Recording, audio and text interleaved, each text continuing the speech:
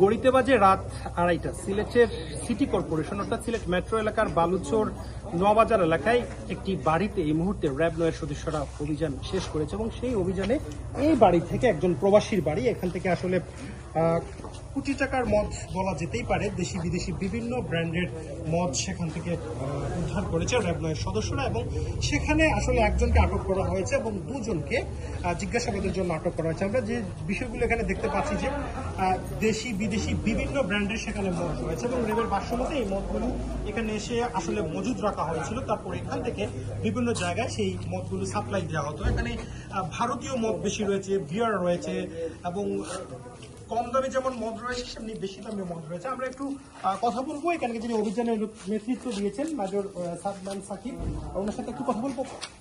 সাদমান ভাই, কখন এই অভিযানটা পরিচালনা করছিলেন এবং কি কি ব্র্যান্ডের মদ পেয়েছেন বা আনুমানিক কত টাকার মদ বা কয়জন আটক করেছেন?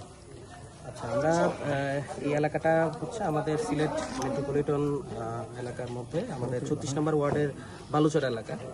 তো এই বালুচর এলাকায় এই বাড়িটি একটি সিলেট প্রবাসী একজনের বাড়ি। তো এখানে ওনার যে আপন ভাই আবু সেতাব, উনি হচ্ছে আমাদের এখন পর্যন্ত আমাদের প্রাথমিক অভিযুক্ত ব্যক্তি। ওনারই আমরা আমাদের গোয়েন্দা তথ্য মতে আমরা সন্ধ্যা থেকে এই অভিযানটার পিছনে আমরা আমাদের সময় দিয়ে আসছিলাম এবং আনুমানিক রাত 1:30টার দিকে, আজকে রাত 1:30টার দিকে আমরা এই বাড়িটিতে আমরা অভিযান পরিচালনা করি এবং পরিচালনা করার পরপরই এখানে পরিত্যক্ত একটা গুদামঘর থেকে আমরা বিপুল পরিমাণ আমরা এই বিদেশি মদ এবং বিয়ার এগুলো উদ্ধার করতে পারি। এখনো পর্যন্ত সংখ্যাটা আমরা সঠিকভাবে বলতে পারছি না, যেহেতু আমাদের এখনো গণনা করা বাকি। তো আমরা অনুমান করছি যে 600 বোতলের উপরে মদ হবে এবং বিয়ারের সংখ্যাটা আমরা এখন সঠিকভাবে বলতে পারছি না। এবং এগুলা যদি ব্র্যান্ডের কথা বলি, এখানে বিভিন্ন রকম ব্র্যান্ড আছে, ওগুলো আসলে আমাদের একটু সময় দিতে হবে। আমরা সময় দিলে আমরা যাচাই বাছাই করে পরবর্তীতে আমরা বিস্তারিতভাবে জানাতে পারবো। এখানে বিভিন্ন রকম ব্র্যান্ডের আর কি বিদেশি মদ, সবগুলোই বিদেশি মদ, দেশি মদ সম্ভবত এখানে নাই। আর বিয়ারগুলোও তো স্বাভাবিকভাবেই বিয়ারগুলো বিদেশি। তো সেই হিসেবে আমরা অনুমান করছি যে এটা প্রায় অর্ধ কোটি টাকার কাছাকাছি অথবা তার উপরেও এই সমমূল্যের মদ হতে পারে। তো প্রাথমিকভাবে আমরা এই আবু সেতাব ওনাকে আমরা অভিযুক্ত করেছি, ওনার সরাসরি সংশ্লিষ্টতা পাওয়া গিয়েছে এই ঘটনায়।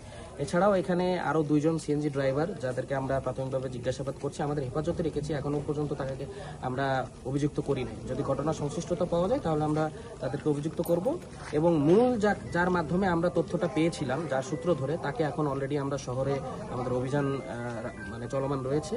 আশা করি তাকে যদি আমরা ধরতে পারি তাহলে আমরা এইটার সাথে সরাসরি সম্পৃক্ত আরেকজনকেও আমরা ধরতে সক্ষম হব।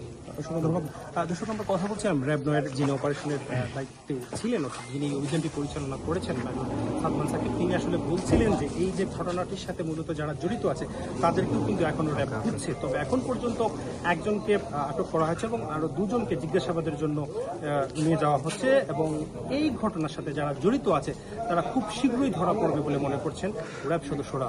হুসাইন আহমেদ সুজাত, 71 সিলেট।